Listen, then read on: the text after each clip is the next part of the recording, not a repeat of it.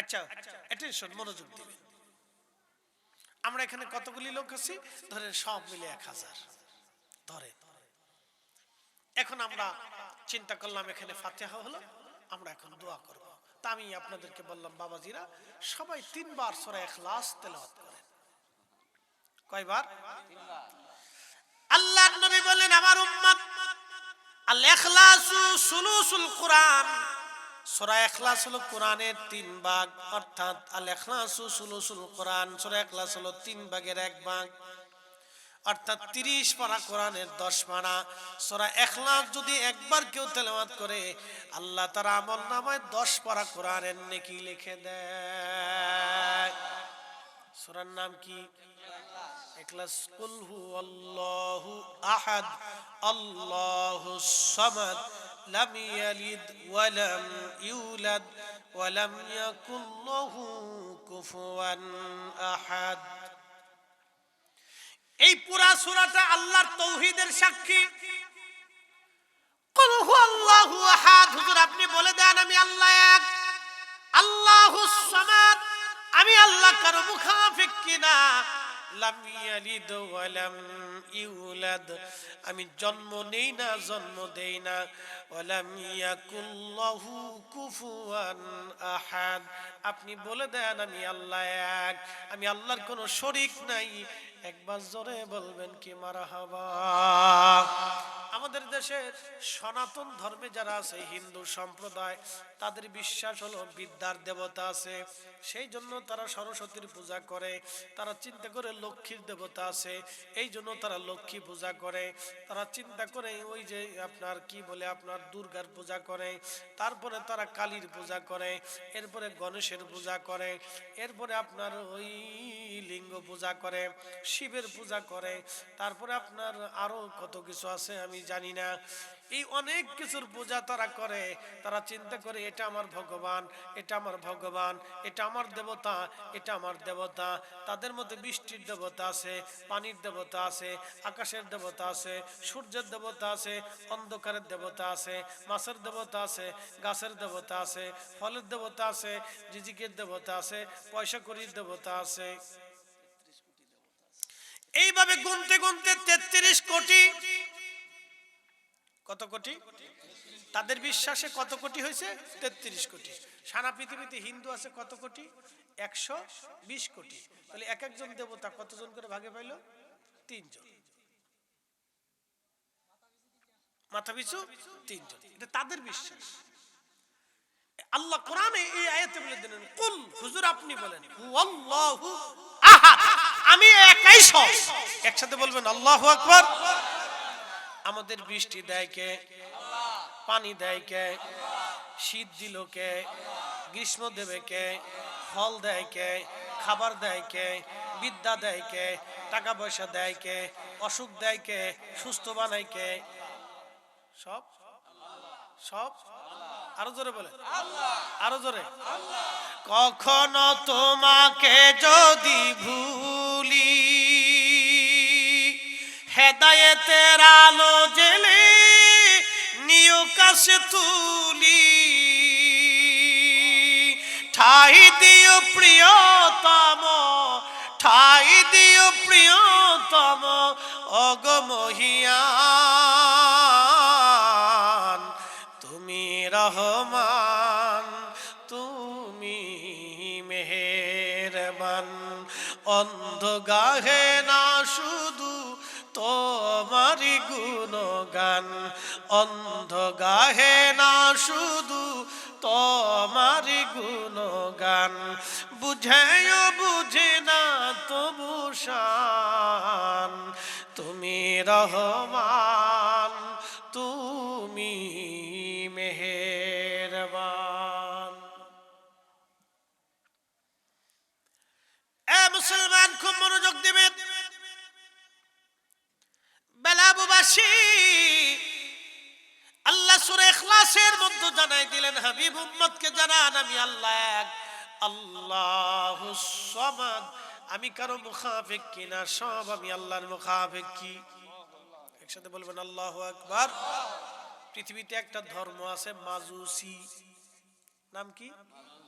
মাজুসিরা আগুনের পূজা করে, তারা বলে আগুন আমার খোদা, আগুন আমার দেবতা, আগুন আমারে বানাইছে, আগুন আমারে খাবার দেয়, আগুন আমারে নিরাপত্তা দেয়, আগুন আমারে সবকিছু দেয়।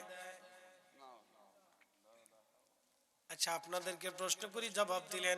আল্লাহ কোরআনে বললেন আল্লাহুস সামাদ, আমি কারো মুখাপেক্ষী না। আগুন কিন্তু মানুষের মুখাপেক্ষী। কি কথা কর না কেন?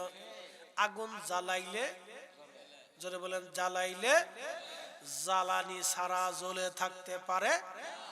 তার জ্বলে থাকতে হলে জ্বালানি লাগবে। কি লাগবে?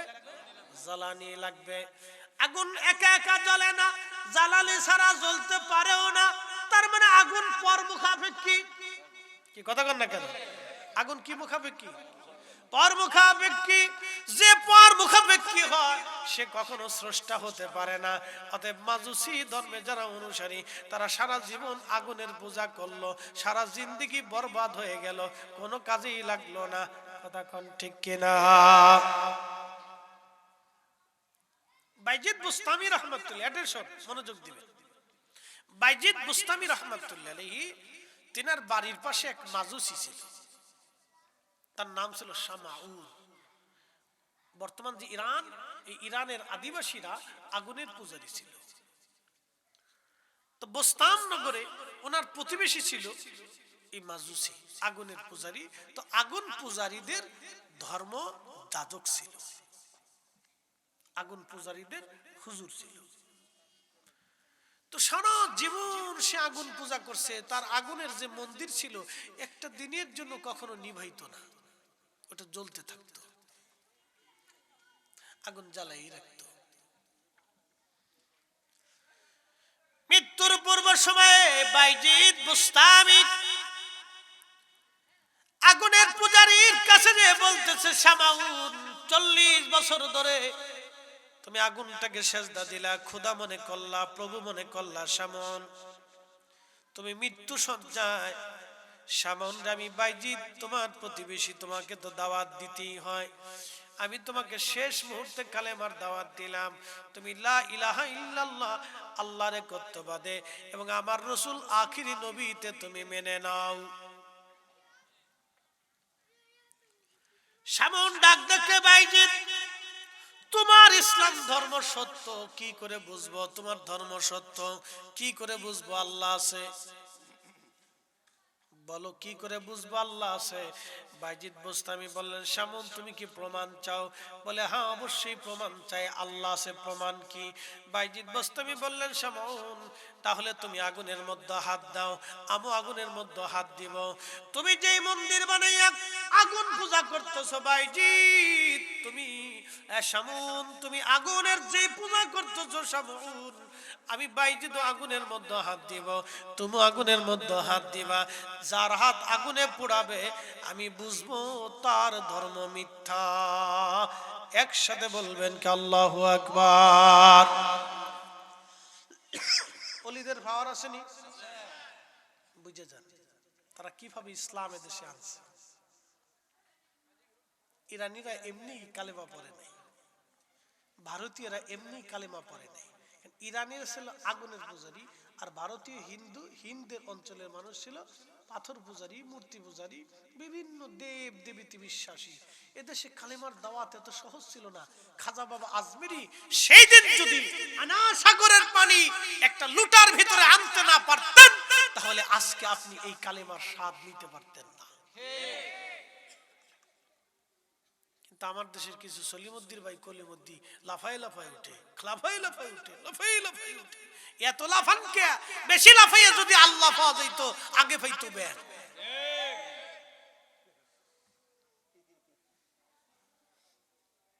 কি কথা কন না কেন?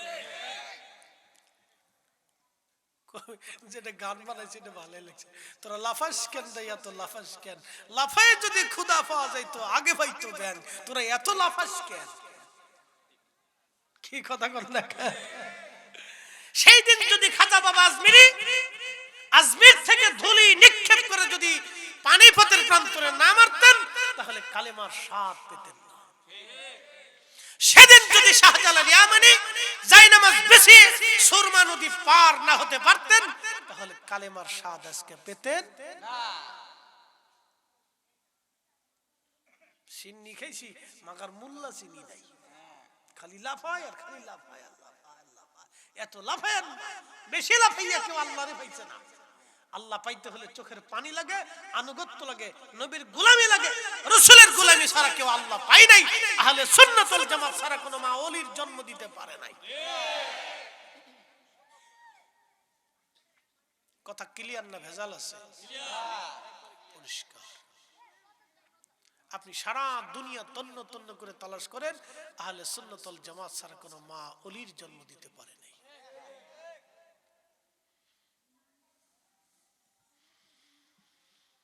প্রিয় মুসলমান, খুব মনোযোগ দিবেন।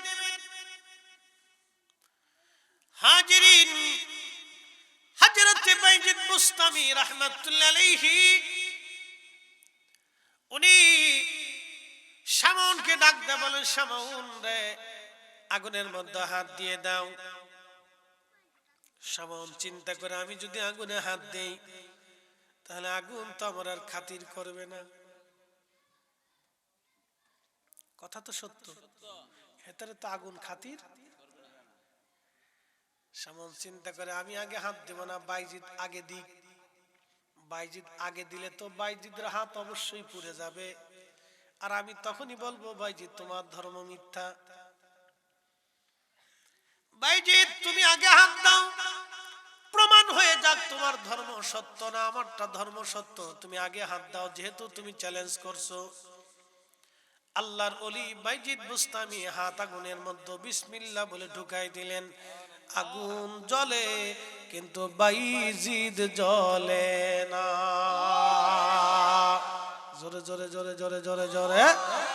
এ ওলি আল্লাহর বাংলাদেশ, শহীদ গাজীর বাংলাদেশ, রহম করো আল্লাহ, রহম করো আল্লাহ। বলবেন হুজুর, এই জমানার ওলিদের এত কারামত, তাহলে সাহাবীদের জমানায় কেন কারামত ছিল না? বলে দিয়ে যায় আজ আপনাদেরকে, সাহাবীদের জমানায় যদি কারামত হতো, সাহাবীদের এত কারামত হলে নবীর মুজিজার কারামতের মধ্যে দ্বন্দ্ব লেগে যাইতো। কারণ যখন নবী মুজিজা দেখায় তখন 70 গুণ মুজিজা আল্লাহ আমার নবীরে দিয়েছে।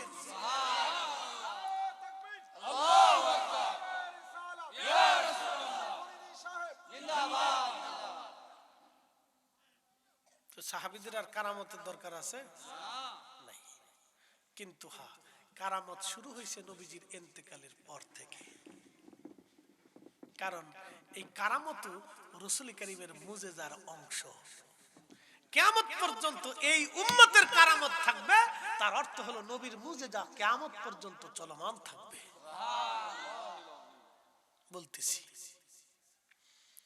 খলিফা হযরত ওমর রাদিয়াল্লাহু আনহুর আগে একজন খলিফা ছিলেন আবু বকর। তিনার জমানাতে ভণ্ড নবীদের উদ্ভব হলো, খুব মারাত্মক ভাবে ভণ্ড নবী, সারা অঞ্চলে ভণ্ড নবীদের উপদ্রব বেড়ে গেল। তো তিনি তোনার জমানাতে একজন অলিকে কালেমার দাওয়াত দেওয়ার জন্য পাঠিয়েছিলেন ইয়ামান দেশে। সে অলির নাম আবু মুসলিম আল খাওলামি। তিনি কিবারুত তাবিঈন।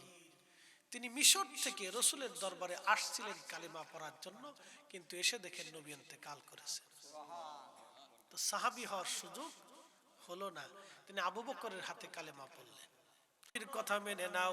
আবু মুসলিম বললেন, না, জীবন চলে গেল তোমার ভণ্ড নবীর কথা আমি মানতে পারবো না, কারণ আমার নবী শেষ নবী, আমার নবীর পরে আর কোন নবী দুনিয়াতে হবে না, কোন নবীর প্রয়োজন নাই।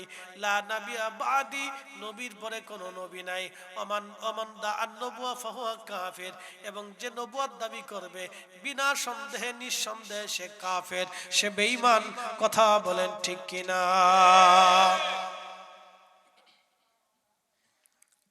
শ্রেষ্ঠ নবী দিলাম রে, তরিয়ে নিতে রোজ হাসরে,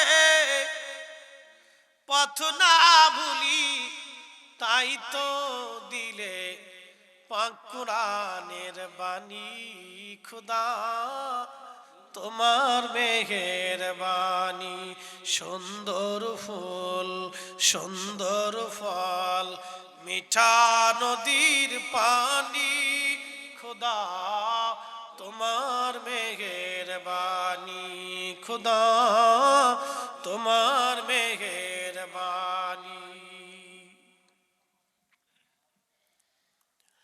ভণ্ড নবীর লোকেরা বলল, আবু মুসলিম, যদি তোমার নবীর দিন ছেড়ে না দাও তাহলে তোমাকে আগুনের মধ্যে পুড়িয়ে মারবো। আবু মুসলিম আল খাওলামি ডাক দে বলেন, হে ভণ্ড লোকের নবীর উম্মতেরা, আমার নবী যদি আখিরি নবী হয় তাহলে আবি মুসলিম আল খাওলামি আগুনে পড়ব না। আর যদি তোমাদের নবী ভণ্ডটা সত্য হয় তাহলে আমি আগুনে পুড়ে যাব। তোদের কলিজায় সাহস থাকলে আমার আগুনে ফেলাইয়া দেখ। হয় না, জোরে বলেন, জোরে জোরে জোরে জোরে একসাথে বলেন আল্লাহু আকবার। চিৎকার মেরে বলেন ইয়া রাসূলুল্লাহ। আজকে আমার দেশের ৯০ পণ্ডিতে আজম কি ইয়া রাসূলুল্লাহ স্লোগান, নারায়ে রিসালাতের ফালতু স্লোগান। এই সমস্ত আজারে বাজারে কোথা থেকে এক একটা প্লেন হুজুর আবিষ্কার হয় জানি না। রকেট হুজুর, প্লেন হুজুর, ঠেলেন হুজুর, হ্যাঁ, নায়িকা হুজুর, কত হুজুর দেশে আসতেছে আল্লাহ জানে। শুনে যান, ইয়ামামার যুদ্ধে ভণ্ড নবীদের বিরুদ্ধে ১৫,০০০ সাহাবী যখন ইয়ামামার কাদেশের মন্ত্রী ইয়ামামার যুদ্ধে জিহাদ করতেছিলেন, জিহাদের এক পর্যায়ে মুসাইলামাতুল কাজ্জাবের বাহিনীর কাছে মুসলমান হেরে হেরে যাচ্ছিল। তখন খালিদ বিন ওয়ালিদ রাদিয়াল্লাহু তাআলা আনহু হুঙ্কার দিয়ে জিহাদের ময়দানে ঝাঁপিয়ে পড়ে বললেন, আমি খালিদ বিন ওয়ালিদ, আমি মুসলিম, আমি আখিরি নবীর উম্মত, আমি মৃত্যুকে ভয় পাই না, আমি মরণকে ভয় পাই না, শাহাদাতের জন্য জমিনে এসেছি। এই কথা হুঙ্কার মেরে যখন জিহাদের ময়দানে ঝাঁপিয়ে পড়লেন, ১৫,০০০ সাহাবী তখন একটা চিৎকার মারতেছিল, ইয়া মুহাম্মাদা, ইয়া মুহাম্মাদা, ইয়া মুহাম্মাদা, ইয়া মুহাম্মাদা, ইয়া মুহাম্মাদা। একবার জোরে বলা যাবে কি ইয়া রাসূলুল্লাহ? তাহলে বলেন, আল্লাহর স্লোগানের পরে আমার রাসূলের স্লোগান আছে না নাই? এই হাত উঁচা করে বলেন, আসলে নাই? চলবে কি চলবে না? ওরা ১০০০ বছর চেষ্টা করলো, নারায়ে রিসালাতের স্লোগান আমরা সুন্নিরা বেঁচে থাকতে বন্ধ হবে না। আজরে বাজারে কত দেশে এসে ১৫,০০০ সাহাবী একসাথে স্লোগান দিচ্ছে, ইয়া মুহাম্মাদা, ইয়া মুহাম্মাদা, ইয়া মুহাম্মাদা, ইয়া মুহাম্মাদা। এই জন্য এই স্লোগানে রিসালাতের প্রতি মানুষের ভালোবাসা বৃদ্ধি পায়, নারায়ে রিসালাতের স্লোগানের কারণে। ঠিক কি না? আজারে বাজারে দেশ ভরিয়ে দিতেছে, মানুষ মনে করে এটাই হক্কানি। শোনেন, বাজারে ডুপ্লিকেট মালের চাহিদা বেশি, মেড ইন চায়না খুব সহজেই পাওয়া যায়, খুব মার্কেট ভালো, খুব মার্কেট দেখতে চকচক চকচক করে। খুব মনোযোগ দিয়ে কথাগুলি শুনবেন। আজ হযরত আবু মুসলিম আল খাওলামি ইয়ামান দেশে, ঠিক তখনই ভণ্ড নবীর লোকেরা তাকে ধরে নিয়ে গেল আগুন জ্বালাইয়া। আবু মুসলিম আল খাওলামির হাত পা গুলি বেঁধে ভণ্ড নবীর উম্মতেরা আবু মুসলিম আল খাওলামিকে আগুনে ফেলে দিল। আগুন জ্বলে, আবু মুসলিম খাওলামি জ্বলে না। সুবহানাল্লাহ। আস্তে বললে বলবো কি পড়ি, জোরে বলেন সুবহানাল্লাহ। আল্লাহ আসেনি? কয়জন? আগুন কার অধীনে? আমরা কার অধীনে? আবু মুসলিম কার অধীনে? আবু মুসলিম কার পক্ষে চ্যালেঞ্জ দিল? নবীর পক্ষে। আখিরি নবীর পক্ষে যখন চ্যালেঞ্জ দিল, আবু মুসলিম আগুনে আবু মুসলিম আগুনে, আগুন জ্বলে, আবু মুসলিম পড়ে না। এখন প্রশ্ন করি, জবাব দিবেন, আগুন জ্বললে আগুনের ভিতরে কি অক্সিজেন থাকে? বিজ্ঞানী কেটারে আগুনের ভিতরে অক্সিজেন অক্সিজেন ছাড়া মানুষ আবু মুসলিম কেমনে বাইসে রইল আগুনও যার অক্সিজেনও তার আবু মুসলিমও তার আবু মুসলিম নবীর পক্ষে ভণ্ডরা নবীর বিরুদ্ধে চ্যালেঞ্জ দিলেন আবু মুসলিম আগুন জ্বলে আবু মুসলিম খাওলামি জ্বলেও না অক্সিজেন বন্ধ হয় না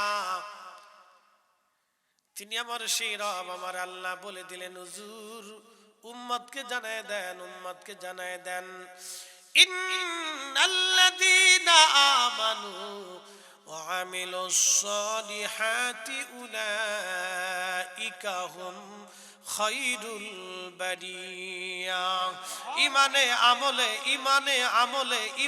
আমলে যারা পাকা হবে আল্লাহ বললেন তারা জগৎ সমূহের মধ্যে তারা সেরা তারা শ্রেষ্ঠ তারা মহান একবার ওলিরাই মহান ওলিরাই শ্রেষ্ঠ আপনি যতই চিল্লাফাল্লা করেন খাজা বাবা আজমিরির শান কমানো সম্ভব হবে না আবু মুসলিম আল খাওলামির ইজ্জত কমানো সম্ভব হবে না শাহজালাল ইয়ামানি মুজাররিদের ইজ্জত সম্মান কখনো কমবে না কি কথা বলেন ঠিক কিনা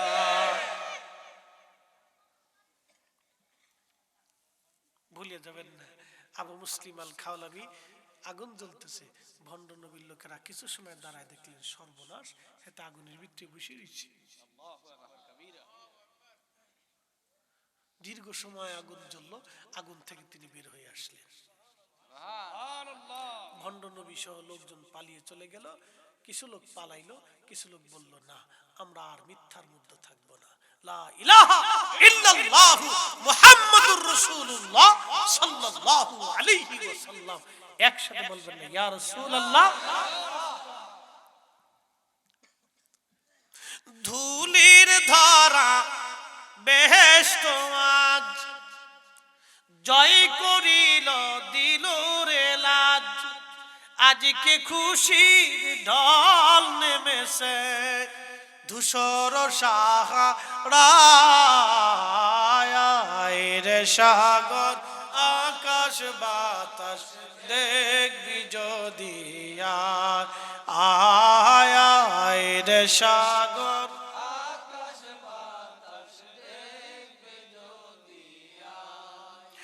দেখাবে না মায়ের কোলে দোলে শিশু ইসলাম দোলে কচি মুখে শাহাদাতের বাণী সে শোনায়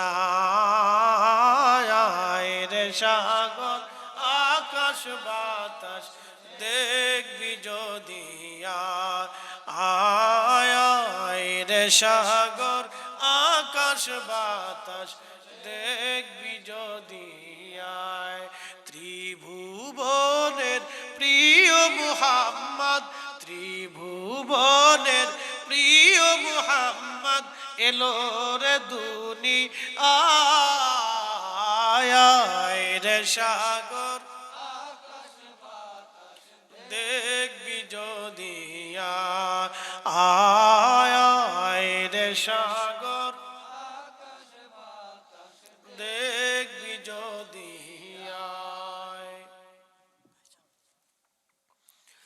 বন্ধু আমার খুব মনোযোগ দিবেন আবু মুসলিম আল খাওলামি উঠে আসলেন আগুনের ভিতর থেকে বহু ইয়ামানবাসীর ভুল ভেঙে গেল তারা দোহরায় কালেমা পড়ে শুধরায় নিল সারা পৃথিবীতে সংবাদ ছড়ায় গেল মদিনায় সংবাদ আসলো হযরত ওমর রাদিয়াল্লাহু আনহু ইয়ামানের পথের সামনে দাঁড়ায় থাকে কখন কোন দিন আবু মুসলিম আসবে এই উম্মতের ইব্রাহিমকে আমি অভিবাদন জানাবো এই উম্মতের ইব্রাহিমকে আমি সম্বোধন জানাবো এই উম্মতের ইব্রাহিমের সাথে আমি মোলাকাত করব এই উম্মতের ইব্রাহিম জোরে বলেন এই উম্মতের ইব্রাহিম আলাইহিস সালামকে আগুনে ফেলাইছিল কেডায় নমরুদে কতদিন ছিল 40 দিন 40 দিন আগুনে অক্সিজেন থাকে খাবার থাকে দিশে পাঠাইছে কে আল্লাহ ইরাকের বাগদাদে সে আগুনের কুণ্ডলী এখনো আছে সেই স্থানটা এখনো আছে। ইব্রাহিম আলাইহিস সালামকে আগুনের মধ্যে ফালানো হলো, 40 দিন আগুনের ভিতরে। ইব্রাহিম আলাইহিস সালামের মা বলতেছে, ইব্রাহিম আমি তো তোর মা, পৃথিবীর সবাই ভুললে আমি তো ভুলতে পারি না, তোর আল্লাহকে বল না আগুন যেন আমার জন্য ঠান্ডা হয়ে যায়, আমি তোর কাছে আসবো বাবা। একসাথে বলবেন না মারহাবা। মা মা যেন বললেন কি মা। সবাই ভুললেও উনি ভুলে না। ছেলে ইয়াং, বিয়ে হয়েছে, প্যারালাইসিস রোগ হলো, স্ত্রী চলে যাবে। স্ত্রী কি হবে? চলে যাবে। কেন চলবে? পিছনে কারণ আছে। এটা খারাপ দৃষ্টিকোণ না, অ্যাটেনশন, এটা আমি খারাপ দেখি না। প্রত্যেক মা চায় তার সন্তানটা ভালো থাকুক। তো শ্বশুর বাড়ির লোকজন বলবে সে তো যেহেতু অসুস্থ, তাহলে আমাদের মেয়েকে আমরা নিয়ে যাব। তো তারা নিয়ে যাবে। সে অন্য কোথাও তার সংসার বা তার জীবন গড়ার জন্য তার একটা ব্যবস্থার প্রয়োজন আছে, এটা স্বাভাবিক। তো মেয়েটা চলে গেল।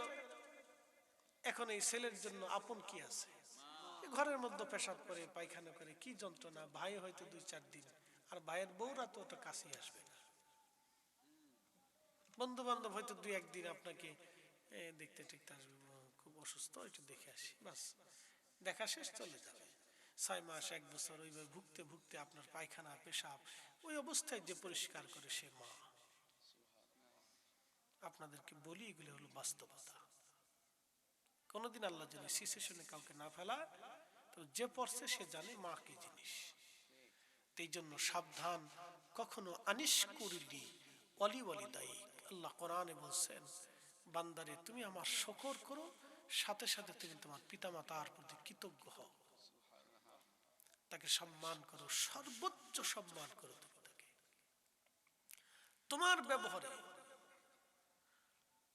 তোমার ব্যবহারে যেন সে যেন উহ শব্দটা পর্যন্ত না করে।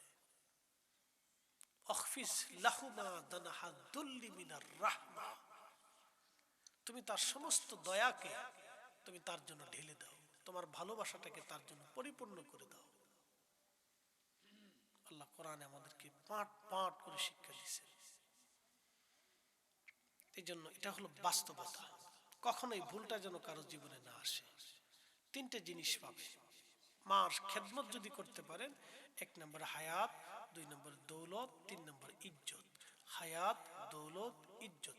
হায়াত, দৌলত, ইজ্জত দুনিয়াতে পাবেন যদি খেদমত করতে পারেন। আর উনি যদি আসমানে হাত বাড়ায় তো কবুল হয়ে যাবে। একসাথে বলবেন আল্লাহু আকবার। উনি হাত বাড়ালে কি হবে? আসমানে কবুল হয়ে যাবে। মনে রাখবেন। হযরত ইব্রাহিমের মা বলে, ইব্রাহিম আমি তোমার কাছে আসতে চাই, তোমার রবকে বলো তোমার জন্য আগুন যেমন ঠান্ডা হয়েছে, আমার জন্য আগুন যেন ঠান্ডা হয়। ইমাম ইবনে কাসির আল বেদার মধ্যে লেখেন, আল্লাহ কি ইব্রাহিম ডাক দিয়ে বলেন, রাব্বি আমার মা আসতে চায়। আল্লাহ অনুমতি দিলেন। ইব্রাহিমের মা খাবার দাবার নিয়ে হযরত ইব্রাহিম আলাইহিস সালামকে আগুনের কুণ্ডুলির মধ্যে বসে বসে মা সন্তানকে আদর করে খাবার খাওয়ায় চলে আসলো। একবার জোরে জোরে বলা যাবে কে মারহাবা। কখনো তোমাকে যদি ভুলি, হেদায়েতের আলো জেলে নিউ কাছে তুলি, ঠাই দিও প্রিয়তম, ঠাই দিও প্রিয়তম ওগো মহিয়ান,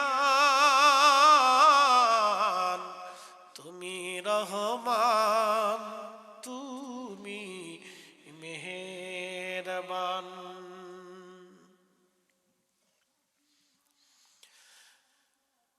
ওটা কি হয়? মাহফিল দিতেছে? আচ্ছা আচ্ছা, এ কত দূর এখান থেকে? আচ্ছা আচ্ছা, ঠিক আছে। আচ্ছা যাক, কাছাকাছি তো। আমাকে মাইকের আওয়াজ কি হেতায় যায়নি? বাপরে বাপ, তারও সাইড দিয়ে লাগানোর দরকার ছিল, যে ঘুরাই দে, হেরা সাইড দিয়ে দিত, আমরা সাইড দিয়ে দিতাম, তো তো ওয়াজ হয়ে যেত গা ফাটাফাটি। আমরা রোয়াজ হেরা শুনতে, হ্যাঁ রোয়াজ আমরা শুনতাম। আল্লাহর ইচ্ছা সব। একসাথে জোরে বলি তো আল্লাহু আকবার। আবু মুসলিম আল খাওলামি সুদূর ইয়ামান থেকে রওনা করলেন মদিনার পানে। হযরত ওমর দাঁড়ায় থাকে কখন আসবে আসবে আসবে, অপেক্ষা করতে করতে করতে করতে একদিন দেখে আবু মুসলিম আল খাওলামি আসে। হযরত ওমর দাঁড়ানো, আহলান সালাম দেওয়ার জন্য হযরত ওমর কাছে আসার পরে বুকের মধ্যে জড়িয়ে ধরে আদর করলেন, চুমা খাইলেন আর বললেন, আবু মুসলিম তুমি এই উম্মতের ইব্রাহিম ইব্রাহিম। একবার জোরে বলা যাবে কে মারহাবা? বলেন আল্লাহ আছে না নাই? আমাদের নবী হক না বেহক? একবারে বাস্তব তাজা ঘটনা, তাজা লক্ষ লক্ষ মানুষ এই ঘটনার সাক্ষী। তাজা ঘটনা, একবারে তাজা ঘটনা সাহাবীদের জমানায়। কে বলছে সাহাবীদের জমানায় কারামত ছিল না? বেটা কিতাবই তো বলে। কি কথা কর না কেন? এ মুসলমান, শামুন বাইজিদ বুস্তামি আগুনের মধ্যে হাত দিয়ে বসা, আগুন জ্বলে, বাইজিদ বুস্তামি জ্বলে না। দীর্ঘ সময় পরে অলিকুল শিরোমণি বাইজিদ বুস্তামি রাহিমাহুল্লাহ হাত বের করে নিয়ে আসলেন। শামুন দেখো, তুমি এবার আগুনের মধ্যে হাত দাও। শামুন বললেন, বাইজিদ এত বছর ধরে আগুনের সামনে সেজদায় পড়ে থাকি, একটা বারের জন্য আগুন আমাকে খাতির করবে না? তুমি এমন কি করলা বাইজিদ, আগুন তোমারে পোড়ানোর সাহস করলো না? বাইজিদ ডাক ডাকে, শামুন তুমি আগুনের সেজদা দিছো, আর আমি আমার মা আগুনের মালিক রে সেজদা দিয়ে খুশি করছি। তুমি যদি আগুনকে খুশি রাজি করতে চাও, বাধ্য করতে চাও শামুন, তাহলে আগুনের পূজারি না হইয়া আমার মালিক আমার আল্লাহকে মেনে সেজদা দাও। জাগা মতো মানলে কাজ হবে, আজারে বাজারে মাইনে কোনো লাভ হবে না। এই জন্য আমরা সুন্নিরাও জানি, নবী মানলে আল্লাহ মানা হয়। কথা কর না কেন? নবী মানলে আল্লাহ। আবু বকর সিদ্দিক আগে নবী দেখছে, আম্মা জান খাদিজা আগে নবী দেখছে, হযরত বেলাল আগে নবী দেখছে, হযরত সুমাইয়া রাদিয়াল্লাহু আনহা নবী দেখছে, ইয়াসার নবী দেখেছে, আবু যর গিফারি নবী দেখেছে। সোয়া লক্ষ সাহাবী আগে নবী দেখা তারপরে কালেমা আনছে। আর নবী দেখা আল্লাহ চিনেছে, আগে তারা আল্লাহ দেখা নবী চিনে নাই। তারা আল্লাহ আছে এটা জানতো না, আমার নবী দেখে তারা আল্লাহ মেনেছে, আল্লাহ চিনেছে। কথা বলেন ঠিক কিনা? মনোযোগ দিয়েন। হযরত আব্দুল্লাহ ইবনে মাসউদ তখন বালক। আল্লাহর নবী এবং আবু বকর দুইজন পাথুরি রাস্তা, মরুভূমি পাহাড়ি রাস্তা দিয়ে হেঁটে হেঁটে যেতে যেতে ক্লান্ত হয়ে গেলেন, পানির তৃষ্ণা লেগে গেল। এবছর যারা হজে গেছে তারা জানে হজ কি জিনিস।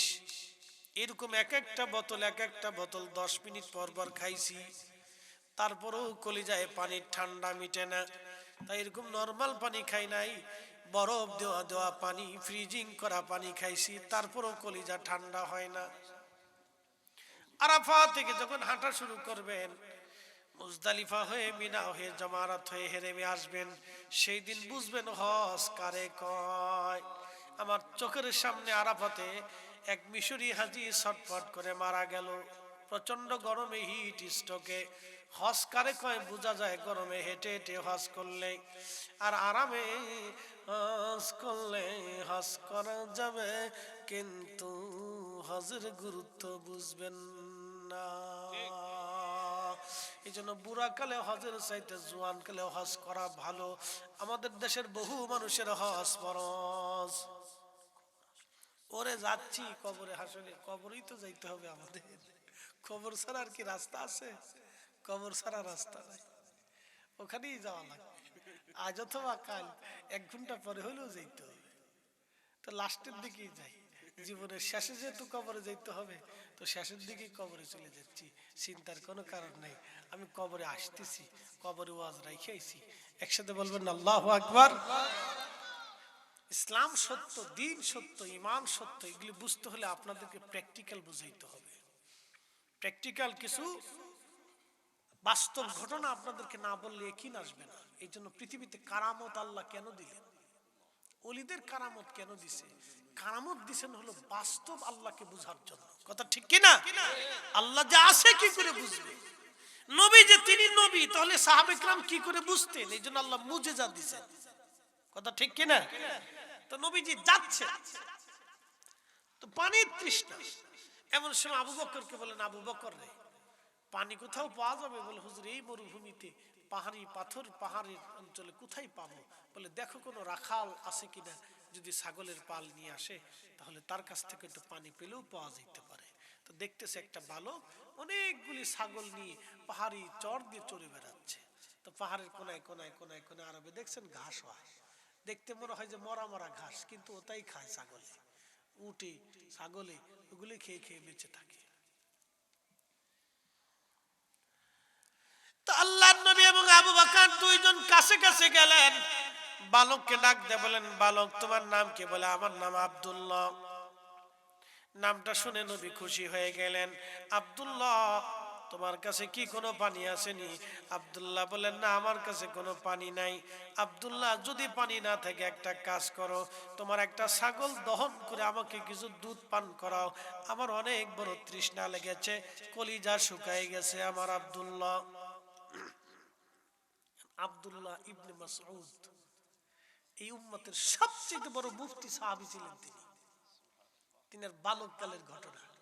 তো তিনি বলতেছেন, আমি তো তাকে চিনি নেই তখন। আমি বললাম, আপনি কে? আপনাকে তো চিনি না, কিন্তু আমি তো ছাগলের মালিক না, মালিক তো আরেকজন, তা আমি মালিকের অনুমতি ছাড়া আপনাকে দুধ দিতে পারি না। একসাথে বলবেন আল্লাহু আকবার।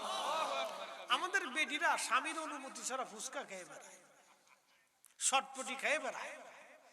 কি কথা কর না কেন? আস্তে কন, জোরে কন, পুলিশে ধরবে না, বেটিরা ধরে নিয়ে যাবে। কোনটা দিতে পারবে না।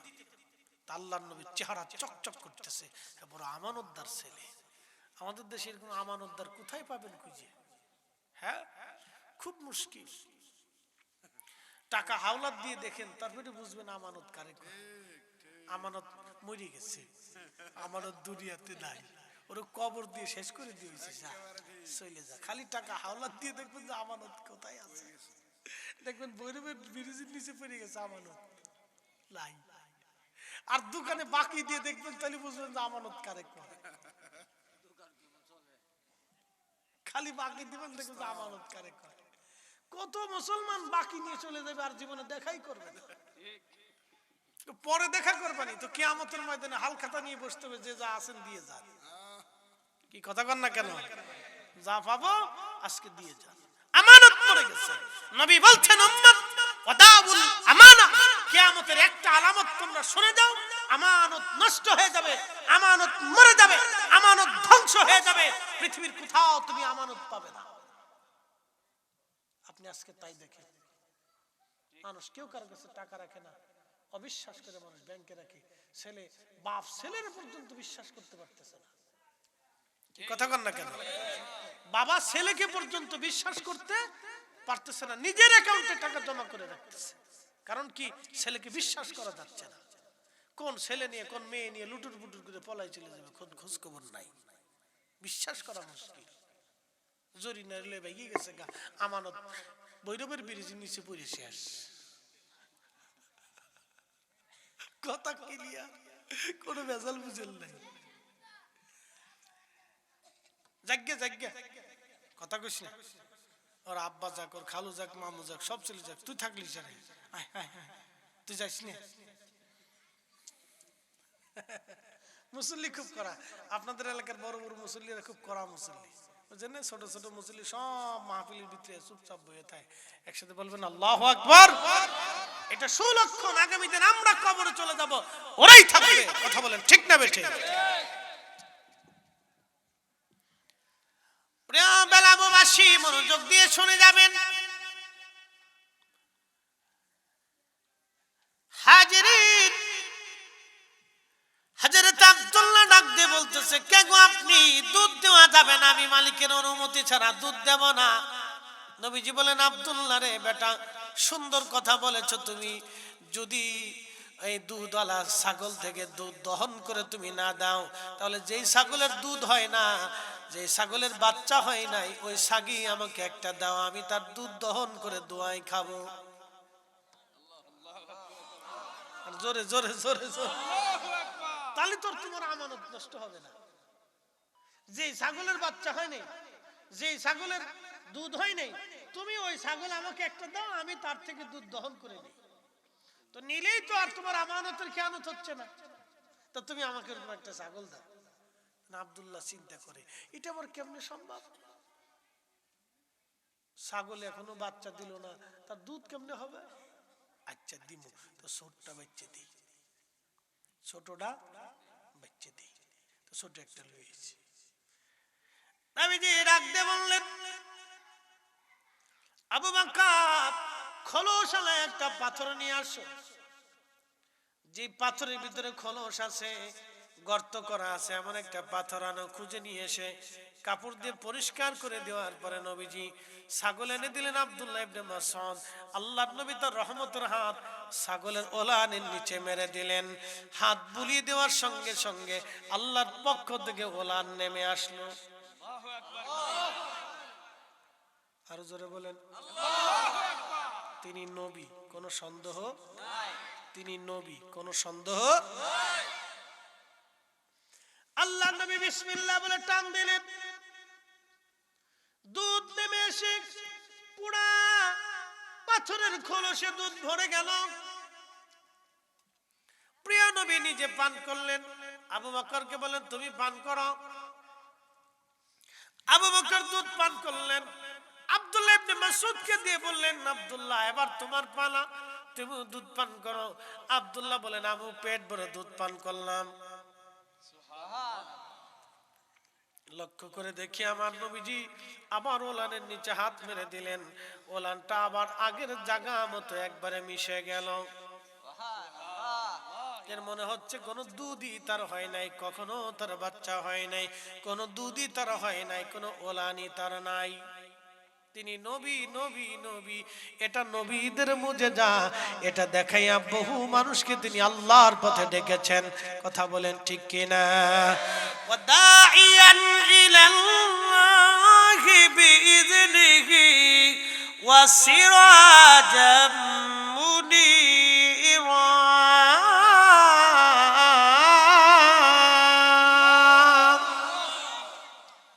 আল্লাহকে যে পাইতে চাই, হযরতকে ভালোবেসে, আরশ কুরসি লৌহ কলম না চাহিতে পেয়েছে সে। সূরার নাম কি? ইখলাস। সূরার নাম কি? ইখলাস। কয়বার পড়লে এক খতম? জোরে বলেন, জোরে বলেন, কয়বার? 3 বার সূরা ইখলাস পড়লে এক খতম। এখানে আমরা 1000 মানুষ, মনে আছে না আপনাদের ওয়াজ? আবার জায়গা মতো চলে গেছি। আমরা এখানে 1000 মানুষ। এই 1000 মানুষ যদি একবার করে সূরা 3 বার ইখলাস সূরা 3 বার পড়ে, তাহলে খতম হয় কয় হাজার? আমরা 1000 হইলে 1000 খতম। একসাথে বলবেন না মারহাবা? খেজুরের ডাল জিকির করে কার? আল্লাহ। কবরে খেজুরের ডাল নবীজি গেড়ে দিলেন। খেজুরের ডাল জিকির করে কার? আল্লাহ। আমরা সূরা ইখলাস পড়ে জিকির করি কার? আল্লাহ। খেজুরের ডালের জিকিরে যদি কবরে আযাব বন্ধ হয়, তাহলে আমাদের কোরআন তেলাওয়াতে, সূরা ইখলাস তেলাওয়াতে কবরের আযাব বন্ধ হতে পারে কি পারে না? তাহলে আমাদের বেশি বেশি ফাতিহা করার দরকার, বেশি বেশি করে মৃতদের জন্য দোয়া ইস্তেগফার করে বাড়িতে কোরআন খতম দিয়ে মিলাদ মাহফিল করা দরকার। ওরা বেদাত বেদাত করে চিল্লায় চিল্লায় গলা শুকাইতে থাকুক, আমরা সুন্নিরা করতে থাকবো, করতে থাকবো। কথা কন না কেন? একদিন মাটি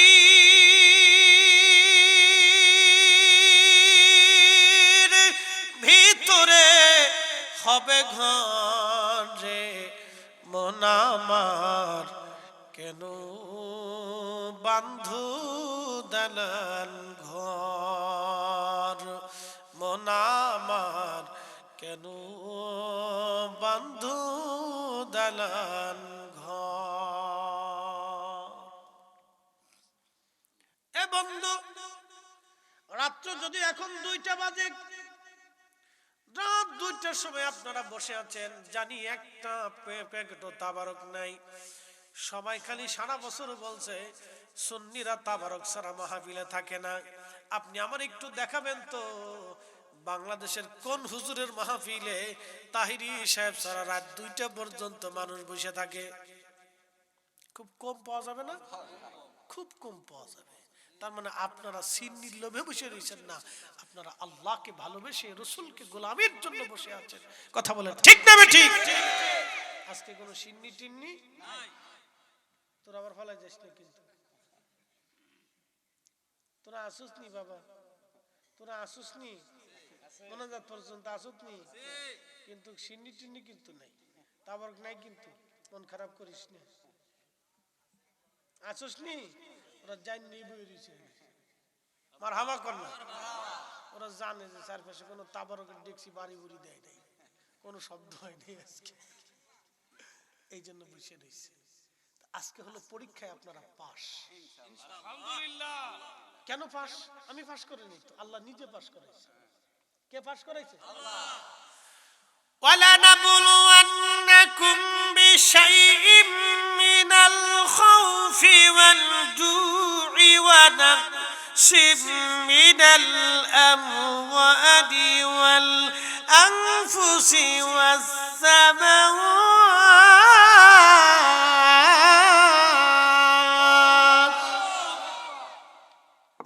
রাত 2টার সময় ওয়াজ করতেছি, মনে হচ্ছে বাদশা ওয়াজ করতেছি। বেলাবর মানুষ শক্ত আছে, বোঝা যায়, মনে হচ্ছে বাদ এসা ওয়াজ করতেছি। وَلَنَبْلُوَنَّكُمْ بِشَيْءٍ مِّنَ الْخَوْفِ وَالْجُوعِ। আল্লাহ বলেন তোমাদেরকে পরীক্ষা করব, তোমাদেরকে ভয় দেখায় পরীক্ষা করব। অতিবৃষ্টি, অনাবৃষ্টি, ঝড়, সাইক্লোন, জীবনপাত, শস্য শ্যামল নষ্ট করে তোমাদেরকে বিভিন্ন উপায়ে আমি আল্লাহ পরীক্ষা করব। আজকের মাহফিলে যারা বসলো তারা পাস, যারা আসলো না তারা ফেল। যদি এখানে 10 ডেকটি পাকানো হতো, গরু একটা মারা হতো, তাহলে এই প্যান্ডেলে এখনো জায়গা হতো না। তার মানে তারা সুবিধাবাদ জিন্দাবাদ চিন্তা করলো, তাবারুক পাবো, মাহফিল শুনবো, কলাও বেচবো, রথও দেখবো। আর আপনারা যারা বসে আছেন তাদের একটাই চিন্তা, কিছু থাক বা না থাক, অন্তত আল্লাহর জান্নাতের বাগানে বসে ওয়াজ শুনে দোয়া করে তারপরেই আসবো। তার মানে আপনাদের চিন্তা ফ্রেশ আল্লাহর জন্য, তার রসুলের গোলামির জন্য, অন্য কোনো চিন্তা ভাবনা যেখানে নাই, সব আল্লাহর জন্য, আল্লাহর জন্য। আর আল্লাহ আপনাদের জন্য সংবাদ দিয়ে কোরআনে বলে দিলেন, ওয়াবাশশিরিস সাবিরিন। আপনারা পরীক্ষায় পাস, পরীক্ষায় পাস। একবার জোরে বলা যাবে কে মারহাবা। সবরকারীদের জন্য আল্লাহর পক্ষ থেকে সুসংবাদ, কিসের? ক্ষমা এবং জান্নাতের। ক্ষমা এবং জান্নাতের সুসংবাদ। আমরা চলে যাব কার কাছে? একসাথে বলেন, কার কাছে? এখানে 100 বছর বয়সী কেউ বেঁচে আছে? এখন 100 বছর বয়সী কেউ আছে? নাই। এর অর্থ হলো 100 বছর আগে যারা এই অঞ্চলে ছিল আজকে সবাই মাটির নিচে। 100 বছর পরে আমরা এখানে যারা বসে আছি সবাই কোন জায়গা? মাটির নিচে। এটা চিরসত্য, ইউনিভার্সাল ট্রুথ, ইউনিভার্সাল ট্রুথ, চিরন্তন সত্য। এটা ঠিক এটাই হবে, মাটির নিচে। নবীজি বললেন, সাহাবীরা রে, কবরের ভিতরে কঠিন আযাব হচ্ছে 2টা কারণে। একটা চগলখুরি করার জন্য। চগলখুরি বুঝছেন নি? একজনের দোষ আর একজনের কাছে বইলে বইলে ভেজাল বাড়ায়। আছে না এরকম কিছু মানুষ? আহা, অসুস্থ আত্মা। যারা বলেন কি আত্মা? অসুস্থ আত্মা। দেখবেন চার দোকানে বসলে হেতা বলো না, হেতার মেয়ে এমনি চলে, হেতার বউ এমনি চলে, হেতার মা এমনি চলে, হেতায় নিজে এমনি চলে, হেতায় এটা করে, হেতায় সেটা করে, সব ভালো খালি নিজে। আসেন এরকম কিছু লোক, একবার বিরাট বড় বুজুর্গ আলাইহিস সালাতু ওয়াস সালাম, শয়তানের খালাতো ভাই। কি কথা কন না কেন? শয়তানের খালাতো ভাই, সব দোষ সার মানসিক, সব খালি উনি ভালো।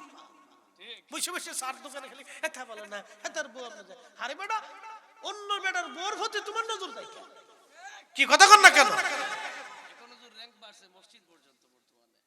আমি একদিন ওয়াজ করতে গেছি গোপালগঞ্জ। কোন গঞ্জ? গোপালগঞ্জ। শেখ হাসিনার বাড়ি কোন থানা যেন ভুলে গেছি, টুঙ্গিপাড়া। টুঙ্গিপাড়াত গেছি মাহফিল করার জন্য। বিশ্বাস করেন আমি ওয়াজ করতেছি বেশ অনেক আগে, আমি কামিল তখন ফারিক হয়েছি। তো এলাকা তো গাইরে সুন্নি বেশি, তা আমরা কিছু পীর ভাইরা মাহফিলের ইন্তজাম করছে, বিরাট আয়োজন, এরকম লোকজন বেড়াই, মহিলা পুরুষ দিয়ে 1000 খানিক লোক হবে। তো পুরুষ মানুষরা বসে বসে ওয়াজ শুনতেছে, আর মহিলারা ভিতরের বাইরে বসে, বাড়িতে বসে বসে ওয়াজ শুনতেছে। প্রজেক্ট টজেক্ট তখন কিছু নাই, এত আমদানি সামদানি ক্যামেরা ট্যামেরা কিছু হইছে না তখন। তখন তো আমি ওয়াজ করি, তো ওয়াজ করতেছি করতেছি করতেছি করতেছি, এক ভদ্রলোক, এক আলেম, আল্লাহ মাফ করুক, সে ভাইটা দাঁড়ায় বলল, হুজুর একটা কথা বলে। কি কথা বলেন? তো বলতেছে পর্দা করা কি? তা আমি বললাম আপনি আলেম জানেন না, পর্দা করা তো ফরজ। তা কই যে বাইরে ভিতরে মহিলারা এসে বাইরে বসে, ওখানে বসে, ঘরের আনাচে কানাচে উঠানে বসে ওয়াজ শুনতেছে, এটা কি পর্দার খেলাপ না? দেখেন কোন জায়গায় হাত দিছে। তার উদ্দেশ্য হলো আমার অপমান করা, উদ্দেশ্য ভালো না। তো ভিতর থেকে আরেকজন মুরব্বি দাঁড়াকে, এই বেটা থাম, মৌলবি বিরাট বড় হইছো, তোমার মায়ের দুধ বেচে বেড়াইছে, হে তো কোন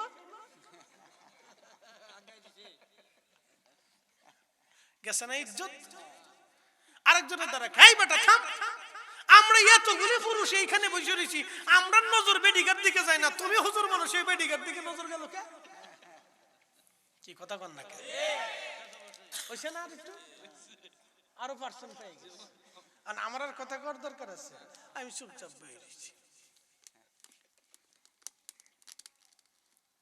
তো কার বউ কেমনে যায়, কার মেয়ে কেমনে যায়, হেতা চার দোকানে বইয়ে বইয়ে ফেসাল পারে, তার মানে তার চোখ ভালো না, হেতা নিজেই খারাপ, শয়তানের খালাতো ভাই। কথা কন না কে? ঠিক কি না? অসুস্থ, জোরে বলেন কি? অসুস্থ। সার্টিফিকেট দিয়ে দিলাম, অসুস্থ। প্রিয় উপস্থিতি, মনোযোগ দিবেন। চগলখড়ির কারণে কবরের মধ্যে কঠিন আযাব হবে। আরেকটা আযাব হবে কবরের মধ্যে পেশাব করার পরে ঢিলা কুলুপ ব্যবহার না করলে। পায়খানা পেশাব করার পরে যারা ঢিলা কুলুপ করে না এবং পর্দা করে না, দেখবেন অনেকে আছে সেন্ডা খুলে সেলো মেশিন স্টার্ট করে দেয়। এই বলাবান তোরা আসিস না, তোরা কিন্তু এই কোম্পানির 1 নম্বর সদস্য, খালি দাঁড়ায় দাঁড়ায় ঘুরায় ঘুরায় মতোস। একজন ঘুমাই পড়ছে, রাত 2টা বাজে, আর কত জায়গায় থাকবে কত? এই দাঁড়ায় মতন না ফাটি, হেতারা করে কি সেন্টারে খুলে ঘুরায় ঘুরায় পাল্লা দিয়ে মুতে, কে কদ্দুর মুততে? আরে আসিস না বাবা, তোকে আমি কিন্তু বালা করে চিনি, তোকার এই দলে আমরাও একসময় ছিলাম, এখন তো না বুজুর্গ হয়েছি। এটা হলো ছোট কালের দুষ্টু। আমি আমার এক নাতি, আল্লাহ ওরে আলেম বানাইছে, হাফেজ হয়েছে এবং মাওলানা পাস করছে। তা আমার এই চাস্তো ভাইয়ের হলো মেয়ের হলো ছেলে। তা আমার এই ফুফু বলতেছে, তুমি মাদ্রাসায় যাইতেছো, তা তোমার ফুফু আসো, ফুফা আসো ওখানে, তোরে নিয়ে যাও। তা আমি মাদ্রাসা দাখিলে পড়ি, তখন ক্লাস 8-এ না 9-এ পড়ি। তোরে ধরে নিয়ে গেলাম, চলো নাতি, নানা নাতি দুজনে হাঁটতে হাঁটতে হাতে হাফ প্যান্ট পরে। তখন মাদ্রাসা নিয়ে গেছে, আগে তো যে মাটি দিয়ে ঢিলা বানাইতো না, অন্ত কত টিস্যু ফিসু হয়েছে, কত আরাম। আর আগে মাটি মাটি মাটি, বাপরে বাপ, মাটি দিয়ে ঢিলা কুলুপ করতাম। তা আমি চিন্তা করলাম যে আমি তো কুলুপ করবো, তো নাতির একটু শিখিয়ে দিই। তা আমি একটা কুলুক লইছি, নাতির একটা দিয়ে বললাম নাতি কুলুক করা লাগবে। তা আচ্ছা করবো না। তা আমি একটা কুলুক নিয়ে এই পেশাব করে একটু হাঁটাহাঁটি করতেছি, তখন দেখি নাতি সেন্ডা খুইলে শ্যালো মেশিন স্টার্ট করছে। তা আমি দেখি দাঁড়ায় দাঁড়ায় সে মারতেছে। তো চিন্তা করলাম এখন যদি ধমক দিই তো পেশাব বন্ধ হয়ে যাবো, গা বিপদ না, ও তার দরকার নাই। চিন্তা করলাম ছাড়তেছে ছেড়ে দিক। তো যাই হোক, তো কিছুক্ষণ পরে দেখি নাতি বা মাত্রে এমনি আগায় ধরে রাখছে। কি ব্যাপার, পেশাব করে বলো তা হাত সামনে কে? মানে আমি একটু ফুসি দিয়ে দেখি যে কুলুকটারে পেশাবের আগে এমনি সামনে ধরে রাখছে। না না করো কি? না না কুলুক করতেছি, কুলুক। না না কুলুক করি, কুলুক। আমি কি আরে ইজ্জত পাইয়ে ফেলাইছি কুলুক। কুলুক করা রাসূল কারীমের এত বড় সুন্নাহ, ফরজ না, কিন্তু আপনি যদি না করেন কবরের ভিতরে সবচেয়ে কঠিন আযাব হবে। এই কারণে কুলুক করা যাবে নি? বলেন না, কুলুক করা যাবে? পেশাব করার পরে এই টিস্যু মিশু 2-4টা পকেটে রেখে দিবেন। পেশাব করার পরে কুলুক করবেন, পবিত্র থাকবেন, পাক থাকবেন। আল্লাহ কি পাক, জোরে বলেন আল্লাহ কি পাক। নবী কি আল্লাহ কি নবী কি আল্লাহ এবং তার রাসূল পাক ছাড়া কবুল করে না। মনে রাখেন, পাক ছাড়া তাদের কাছে কোনোটা মঞ্জুর হবে না। পাক থাকতে হবে, পবিত্র থাকতে হবে সব সময়। উপস্থিতি হাজিরিন, কবরে ভয়াবহ কঠিন জায়গা, কঠিন পরিস্থিতি। কবরের দুটি কথা বলেই চলে যাব। অবশ্যই তো আমরা কবরে চলে যাব একদিন, কবরে যেতেই হবে একদিন। কবর থেকে ছাড়া পাওয়ার আর কোনো রাস্তা আমাদের নাই। বেলাববাসী, আমাদের আগে বহু মানুষ কবরে চলে গেল। মানুষ যখন মারা যায় 24 ঘন্টা পরে পায়খানা রাস্তা দিয়ে তার শরীর থেকে পোকা বের হয়। ও মানুষ, এই দেহ নিয়ে, স্বাস্থ্য নিয়ে আমাদের কোনো অহংকার নাই রে বাবাজি। মনে রাখবেন, সারা জীবন কত খাবার আমরা খাইছি দেহ তাজা করার জন্য, কিন্তু রুহু তাজা করার জন্য আমরা জিকির করলাম না, দুরুদও পড়লাম না, নামাজও পড়লাম না, রোজাও রাখলাম না, তাহাজ্জুদও পড়লাম না, আল্লাহর ইবাদতও করলাম না। আমরা রুহু তাজা করি নাই, খালি দেহ তাজা করছি, দেহ তাজা করছি, দেহ তাজা করছি। এজন্য অলিরা দেহ মারিয়া রুহু তাজা করত, অলিরা দেহ মেরে রুহু তাজা করত। কথা ঠিক কিনা? আমরা সারা জীবন শুধু দেহ তাজা করছি, ভালো ভালো খাবার খেয়েছি, পুষ্টিকর খাবার খেয়েছি। ডাক্তার বলে পুষ্টিকর খাবার খাবেন, ফল ফ্রুট খাবেন, তাজা তাজা শাকসবজি খাবেন, ছোট ছোট মাছ খাবেন, তেলের জিনিস খাবেন না, বাচ্চা কুচ্চা খাবেন, বাচ্চা কুচ্চা খাবেন। কেন খাবেন? শরীর ভালো থাকবো, তাজা থাকবো। আমরা দেহ তাজা করছি, কিন্তু রুহু তাজা করি নাই। আমাদের দেহ দিয়ে কি আল্লাহর কোনো কাজ আছে?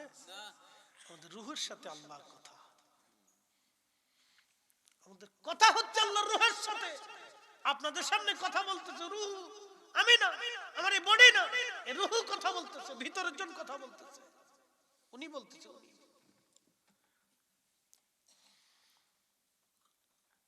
আল্লাহ বানাইলেন কত জাতি,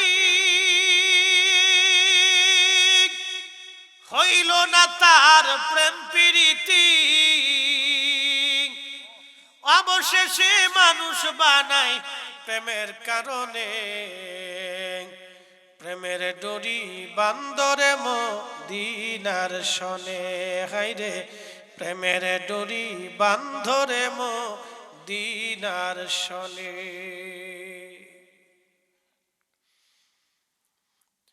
হাজিরিন বেলাববাসী, কবরের দেশে বড় কঠিন জায়গা। আল্লাহ আল্লাহ আল্লাহ, দেহর ভিতর থেকে পচা দুর্গন্ধ বের হতে থাকবে মাত্র 24 ঘন্টায়। ছেলে বলেন, মেয়ে বলেন, আত্মীয় স্বজন বলেন, কেউ আপন হবে না সেই দিন। সবাই শুধু বলবে তাড়াতাড়ি কবরে পাঠাও, তাড়াতাড়ি কবরে পাঠাও। আপনাকে যে চাদর দিয়ে বিছানার চাদর দিয়ে ঢেকে রাখা হবে, আপনার সন্তানরা ওই বিছানার চাদর আর কোনোদিন বিছানায় পাতবে না, ভয় পাবে বাবার মৃতদেহ এই চাদরের মধ্যে ছিল, এটা বিছানায় লাগানো যাবে না, এটা ঘরের এক কোণার ভিতরে রেখে দিবে, না হয় ফেলে দিবে। এই বাস্তবতা থেকে বুঝে যান, চির সত্য থেকে বলতেছি, আপনার এই গায়ের চাদরটা দিয়ে আপনাকে ঢেকে রাখবে, চাদরটা ছেলেরা হয় ফেলে দিবে, আর না হয় ধুয়ে আলমারির এক কোনায় ফেলে রাখবে, ওটা বিছনায় বিছাবে না, কোনো ছেলেও গায়ে দেবে না, ভয় পাবে যে বাবার মৃত দেহর সাথে চাদরটা লেগেছিল। কি চরম সত্য এটা, আপনার কেউ আপন না, আপন যিনি হবে তিনি আল্লাহ এবং তার নবী। গোলামি করলে আল্লাহ তার রাসূলের সেই করে যেতে হবে, খুশি করলে পৃথিবীর সবকে বেজার করে ওনাদেরকে খুশি করতে হবে, সন্তান বেজার হয়ে যাক আল্লাহকে খুশি করতে হবে, স্ত্রী বেজার হয়ে যাক আমার রাসূলকে খুশি করতে হবে। কথা বলেন ঠিক না বেঠিক? এর চাইতে চরম বাস্তবতা আর পৃথিবীতে কিছু নেই। সবাইকে বেজার করেন, আল্লাহ তার রাসূলকে খুশি করেন, পৃথিবীর সবাই বেজার হয়ে যাক, কিচ্ছু আসে যায় না। বেলাবুবাসী কবরে নামানোর পরে সেই দিন বড় একা আপনি। প্রিয় নবীজি কবরে নামানোর আগে সাহাবীদের ব্যাপারে নবীজি বলতেন, দেখো সে কোনো ঋণ আছে কিনা, যদি দুনিয়াতে ঋণ থাকে কি পরিমাণ আছে। হুজুর ইয়া রাসূলুল্লাহ এই পরিমাণ ঋণ আছে, কে কে ঋণ পায়, অমুক অমুক পায়, ডাকো তাদেরকে। নবী বলতেন, তোমরা কি ক্ষমা করছো? কেউ করতো কেউ করতো না।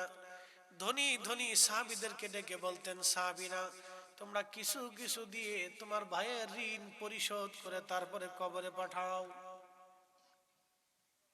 যারা দোকানে বাকি খান, অন্যের টাকা মেরে খান, ঘুষের কারবারি করিয়া গরিব মানুষের চোখের পানি ঝরান, বিচার করতে যে চোখ টিভি দিয়ে টাকা নিয়ে অন্যের পক্ষে রায় দিয়ে দেন, তারা ভালো করে শুনে যান, কবর বড় কঠিন জায়গা, এখানে কারো খাতির হবে না বাবা, কারো খাতির হবে না। নবী বলতেন, উম্মত রে তার ঋণ মওকুফ করে কবরে পাঠাও, কারণ আল্লাহর তার সাথে আল্লাহর যে লেনদেন আছে, আল্লাহ ইচ্ছা করলে ক্ষমা করবে, কিন্তু বান্দার লেনদেন আল্লাহ মাফ করবে না।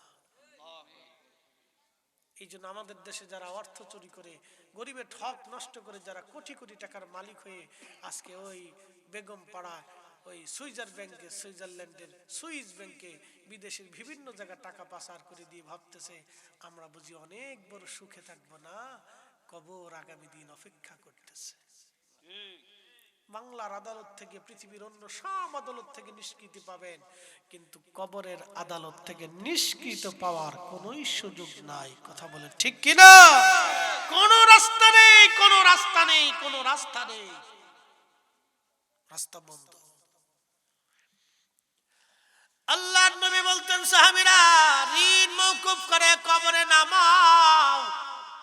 আমার কোন সাহাবীকে ঋণ দিয়ে কবরে নামায়ও না, আমার কোন উম্মতরে ঋণ দিয়ে কবরে নামায়ও না। ঋণ মওকুফ করে কবরে নামাও, ঋণ মওকুফ করে কবরে নামাও। কবরে নামানো হলো 17 দিনের মাথায় পেট ফেটে সমস্ত শরীর থেকে গোশতগুলি বিচ্ছিন্ন হয়ে যাবে হাড় থেকে। 1 মাসের মধ্যে সব গোশতগুলি পচে পচে পচে পচে কবরের ভিতরে মাটির সাথে মিশে যাবে। 1 বছরের মধ্যে সব হাড়গুলি মাটির সাথে মিশে যাবে। আহা, কত বাহাদুরি মুহূর্তের মধ্যে শেষ হয়ে গেল, কত বাহাদুরি মুহূর্তের মধ্যে শেষ হয়ে গেল, কত বাহাদুরি তাকাব্বুরি মুহূর্তের মধ্যে শেষ হয়ে গেল। কবর কবর কবর কবর কবর। উসমান গনি জিন্নুরাইন কবরের পাশে দাঁড়াইয়া কাঁদতেন আর বলতেন, আমি আমার মাসুক নবীর জবান থেকে শুনছি, এই কবর বড় কঠিন জায়গা গো। এই কবরে কেউ যদি 3টা প্রশ্নের জবাব দিতে পারে, বাকি মঞ্জিলগুলি তার জন্য সহজ হয়ে যাবে। আর এই কবরে যদি প্রশ্নের জবাব দিতে না পারে গো, বাকি মঞ্জিলগুলি তার জন্য কঠিন হয়ে যাবে। কবর বড় কঠিন জায়গা কবর। আল্লাহর নবী সাহাবীদেরকে কবর দেওয়ার পরে নবীজি বলতেন সাহাবীরা রে, তোমার ভাইয়ের কবরের পাশে তুমি দাঁড়াও, ইস্তাগফিরু লিআখিকুম, তোমার ভাইয়ের কবরের পাশে দাঁড়াইয়া তুমি দোয়া করো। কত সময় দোয়া করবা? একটা উট কুরবানি করার পরে চামড়া ছেলাইয়া গোশত বানাইয়া, উট চামড়া ছেলাইয়া গোশত বানাইয়া মানুষের মাঝে বন্টন করতে যত সময়ের দরকার, আল্লাহর নবী ডাক দেয়া বলতেন, উম্মত রে, তত সময় পর্যন্ত তোমার ভাইয়ের কবরের পাশে দাঁড়াইয়া ইস্তাগফিরু লিআখিকুম, তোমরা তোমার ভাইয়ের জন্য আল্লাহর দরবারে ইস্তেগফার করো। কেননা কিছু সময় পরে তার কবরে মুনকারে নেকির আসবে। ওই মুনকারে নেকিরের প্রশ্নের জবাব যাতে সহজ হয়, সেই জন্য তুমি তোমার ভাইয়ের কবরের পাশে দাঁড়ায়া দোয়া করো। আর আমাদের দেশের মুসলমানরা কবর দেওয়ার পরে অনেকেই কবে চলে যান, কবরের পাশে দাঁড়ায়েন না, মুনকার নেকির আসবে, চলে যান, আপনারা চলে যান। আচ্ছা আপনি বলেন তো, হাতায় মুনকার নেকিরের লেগে পাগল হইল কে?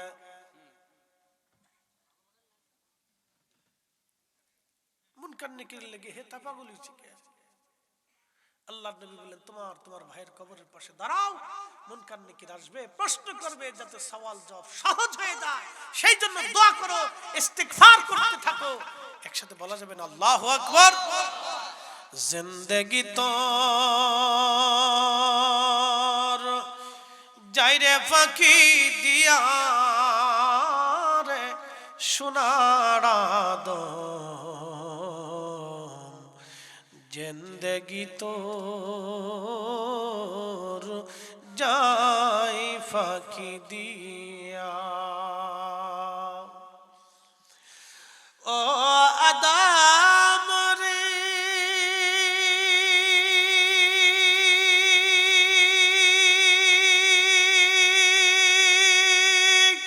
পাক ধরিয়া গেছে দাড়ি, দন্ত বাসে গোটা চারি, সমন জারি গিয়াছে করিয়া রে সোনার আদম, জিন্দেগি তোর যাই ফাঁকি দিয়া, জিন্দেগি তোর যাইরে ফাঁকি দিয়া রে সোনার আদম, জিন্দেগি তোর যাই ফাঁকি দিয়া। ও আদম রে, পাক ধরিয়া কামিনের ওই কোলেতে কাল ঘুমেতে রইলি তুই, সারা নিশি কাটাইলি তুই ঘুমাইয়া রে সোনার আদম, জিন্দেগি তোর যাই ফাঁকি দিয়া।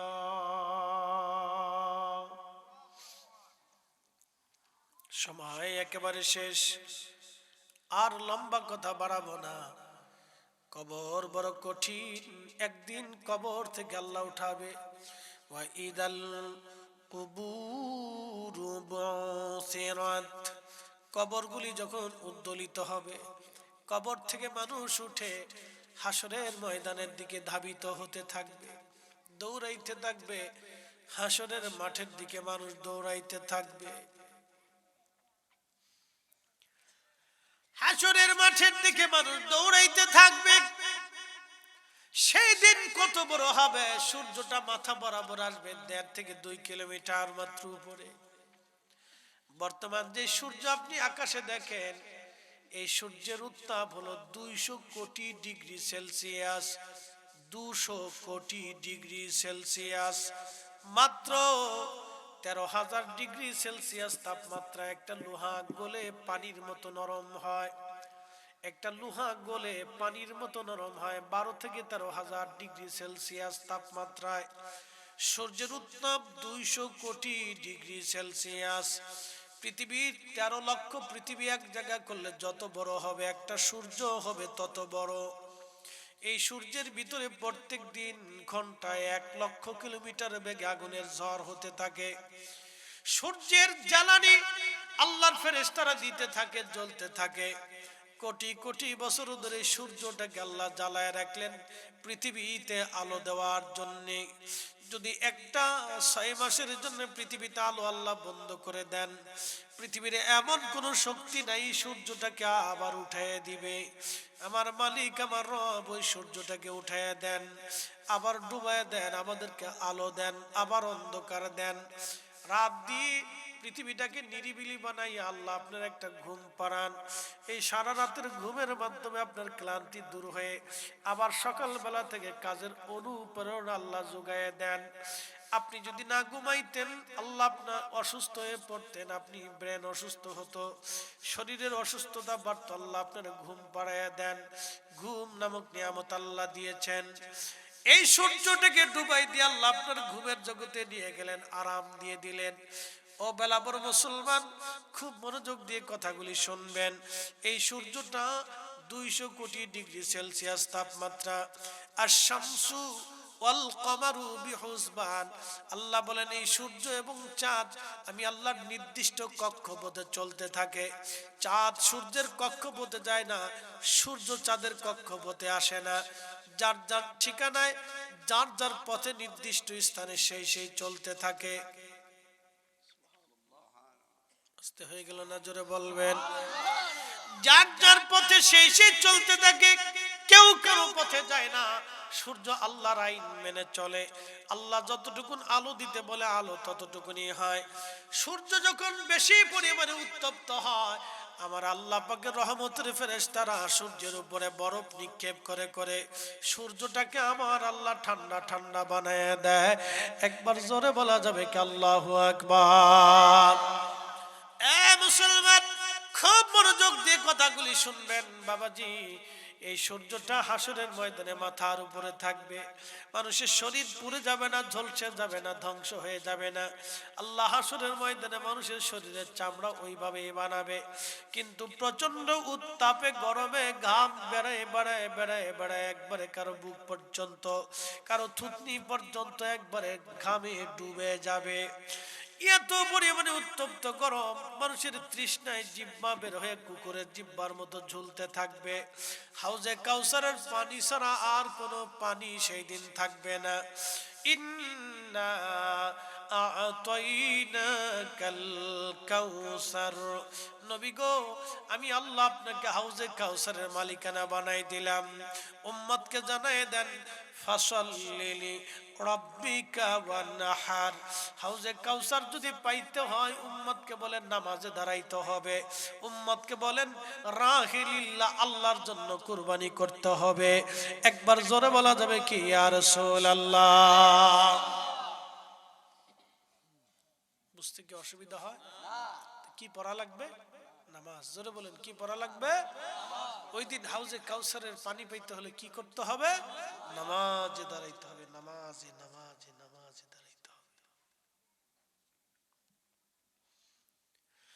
আল্লাহ নবী ডাক দিয়ে বলেন সাহাবীরা, হাউজে কাউসারের পানি মধুর চাইতে মিষ্টি হবে, দুধের চাইতে সাদা হবে, বরফের চাইতে ঠান্ডা হবে। আমি একদিন খুব চিন্তা করলাম, আল্লাহ বরফের চাইতে নবী ঠান্ডা বললেন কেন? আল্লাহ ওই দিন ঠান্ডা পানি খাওয়ানোর কি দরকার? এবছর হজে যায় বুঝছি ঠান্ডা পানি কেন দরকার। হজে যায় বুঝছি, বলে কারণ কি? প্রচন্ড গরম। আল্লাহু আকবার। বিশ্বাস করে আমরা আগের দিন সন্ধ্যাবেলা রওনা দিছি আরাফা থেকে মুজদালিফায়। মুজদালিফায় হেঁটে হেঁটে হেঁটে হেঁটে আসতেছি, হেঁটে আসতে তখন রাত। বাপরে বাপ, সেই রাতেও একটার পর একটা পানি।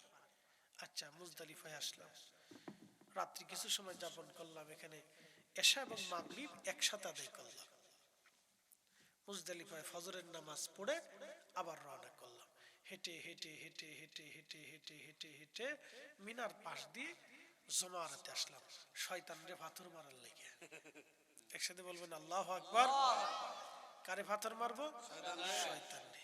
সবাই খুব জৌলুস নিয়ে হাইটে আসতে, পার চলে না, পার চলে না। একটার পর একটা পানি, একটার পর একটা পানি।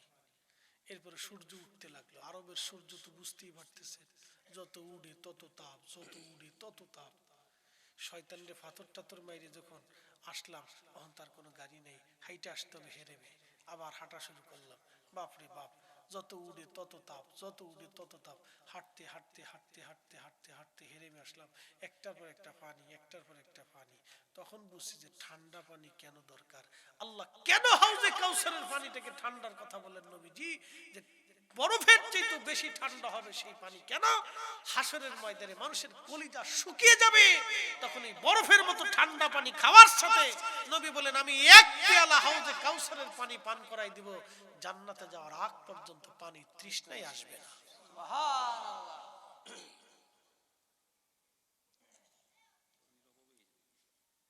হাসরের ময়দানে পানি তৃষ্ণায়, সূর্যের উত্তাপে, প্রচন্ড গরমে, দুর্বিষহ জীবনে, তা 2 আর 1 দিন হবে না। সেই দিনের দিনটা কত বড় হবে তাও আল্লাহ কোরআনে বলে দিলেন। তারুজুল মালাইকাতু ওয়ার রূহু ইলাইহি ফি ইয়াউমিন কানা মিকদারুহু 50 আলফ সানা। দুনিয়ার 1 সেকেন্ড করে 60 সেকেন্ড 1 মিনিট, 1 মিনিট করে 60 মিনিট 1 ঘন্টা, 1 ঘন্টা করে আপনার 24 ঘন্টায় দিন ও রাত, 24 ঘন্টায় দিন ও রাতের 365 দিনে 1 বছর, 1 বছর করে 50,000 বছর পার হইলে 50,000 50,000 50,000 বছর পার হইলে যত বড় হাসরের একটা দিন হবে তত বড়, একটা দিন হবে তত বড়, একটা দিন হবে তত বড়। উপায় নাই রে, উপায় নাই রে, উপায় নাই, উপায় নাই রে, উপায় নাই রে, উপায় নাই। দয়াল নবীর চরণ বিনে উপায় নাই, দয়াল নবীর কদম বিনে উপায় নাই। কথা বলেন ঠিক কিনা? সেই দিন বড় কঠিন, নবীজির চরণ মোবারক ছাড়া আর উপায় হবে না। আল্লাহর নবী বলে দিলেন উম্মত কিয়ামতের ময়দানে তোমরা কি আমার কাছাকাছি কি তোমরা থাকবা? সাহাবীরা বলেন বালা ইয়া রাসূলুল্লাহ, আমরা কিয়ামতে আপনার কাছাকাছি থাকতে চাই। নবী বললেন যদি কাছাকাছি থাকতে চাও তাহলে বেশি পরিমাণে আমার জন্য দুরূদ পাঠাও, দুরূদ পাঠাও, দুরূদ পাঠাও, দুরূদ পাঠাও। একসাথে বলেন আল্লাহু আকবার। কি পাঠাও? কি পাঠাও? তাহলে ঘরে ঘরে মিলাদ শরীফের ইন্তজাম করার দরকার। কথা ঠিক কি না? ঘরে ঘরে নবীর মিলাদের দরকার, কারণ ঘরে ঘরে মিলাদ চালু থাকলে নবীর দুরূদ চালু থাকবে। কথা বল না কেন? ঠিক কি না? নবীর দুরূদ সালাম চালু রাখতে হলে ঘরে ঘরে মিলাদ চালু রাখতে হবে। যারা বেদাত বেদাত করে চিৎকার করে ও চিৎকার পরে পরে গলা শুকাই ফেলা কো সাথে আমরা দেখার টাইম নাই। আমরা সুন্নিরা যতদিন বেঁচে থাকবো নবীর দুরূদ সালামকে জমিনে চালু রাখার জন্য ঘরে ঘরে নবীর মিলাদ দিব। কথা বলেন ঠিক না বেটে? এই হাত উঁচু করে বলেন রাজি আছি না নাই? আল্লাহ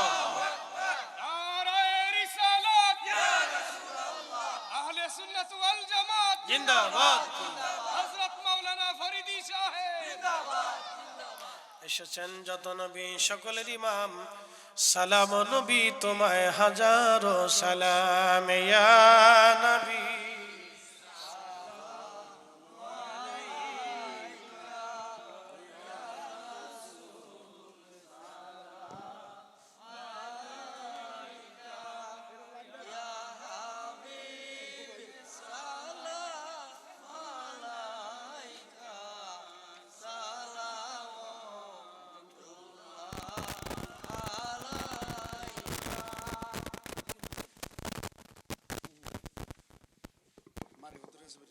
या रसूल अल्लाह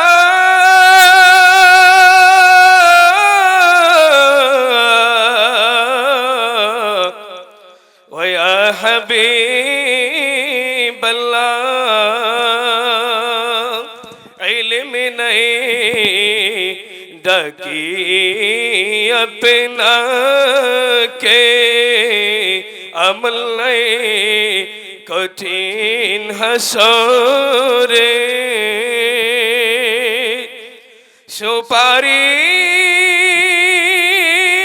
সুপারিশ করিও আমরা রে মালিক আল্লাহর দরবারে নবী সালাম ইয়া রাসূল সালাম আলাইকা